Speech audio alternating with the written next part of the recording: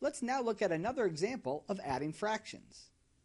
We saw that we can add fractions as long as we get a common denominator. A over m plus b over m equals a plus b over m. So now let's look at our second example where we add 1/2 to 1/6. Like our first example, we can get a common denominator by multiplying the first fraction by 6 over 6, which is 1. The 6 coming from the denominator of our second fraction. And we can multiply the second fraction by 2 over 2. The 2 here coming from the denominator of our first fraction. This gives us 6 over 6 times 1/2 plus 1/6 times 2 over 2. In carrying out multiplication, we have 6 times 1 over 6 times 2 plus 1 times 2 over 6 times 2. Now we have a common denominator of 6 times 2, which is 12. So we have 6 twelfths plus 2 twelfths, which is 8 twelfths. And 8 and 12 share a common factor of 4. So we have 2 times 4 over 3 times 4, which is just 2/3.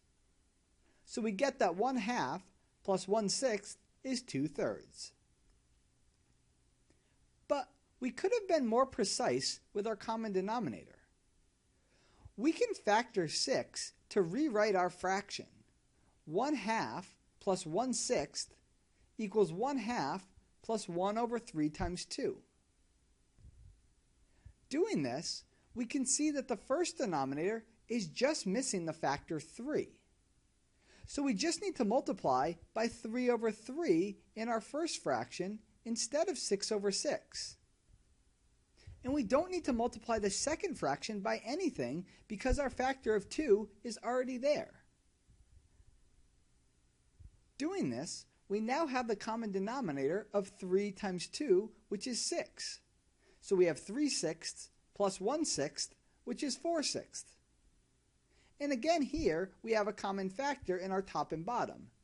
Here, we can write 4 as 2 times 2 and 6 as 3 times 2. 2 divided by 2 is just 1, so we can reduce this to 2/3. The same result we got before.